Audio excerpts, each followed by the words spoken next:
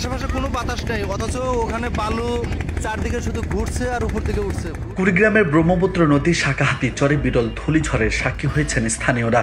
বৃহস্পতিবার বিকেলে রৌমারী ও চিলমারী উপজেলার মধ্যবর্তী শাখাহাতির চরে এ ধূলিঝড় দেখা যায়। বালুর চর থেকে ধুলো উড়ে মেঘের সঙ্গে মিশে যাওয়ার এই দৃশ্য সবাইকে অবাক করে। ঝড়ের তীব্রতায় চরের বুকে গর্ত সৃষ্টি হলেও বড় ধরনের কোনো ক্ষয়ক্ষতি হয়নি। ওখানে বালু চারদিকে শুধু ঘুরছে আর উপর দিকে উঠছে। রৌমারীগামী নৌকার যাত্রীরা এই ঘটনার প্রত্যক্ষদর্শী।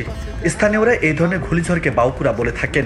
শাখাহাতির চরের বাসিন্দা মোহাম্মদ নুর আমিন জানান, চরের মাঝে ছোট ছোট ধূলিঝড় দেখা গেলেও এত বড় ধূলিঝড় গত কয়েক বছরে দেখা যায়নি।